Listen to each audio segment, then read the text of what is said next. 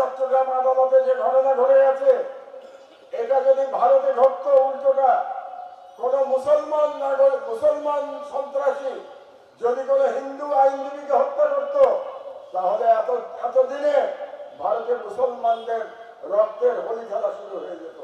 কিন্তু বাংলাদেশে আমরা হিন্দুদের সর্বরকম নিরাপত্তা দিয়ে আসছি এবং আমাদের আলেম ওলামা বৃন্দ তাদের প্রত্যেকটি বক্তৃতায় তারা হিন্দু নাগরিকদের নিরাপত্তা দেওয়ার কথা বলে যাচ্ছেন অব্যাহতভাবে।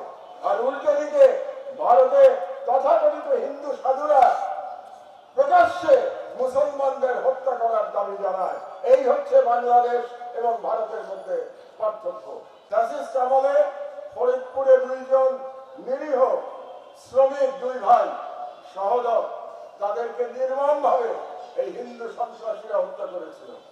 এবং কয়েকদিন আগে আমাদের একজন আইনজীবীকে চট্টগ্রামের ইস্কনের সন্ত্রাসীরা হত্যা করেছে।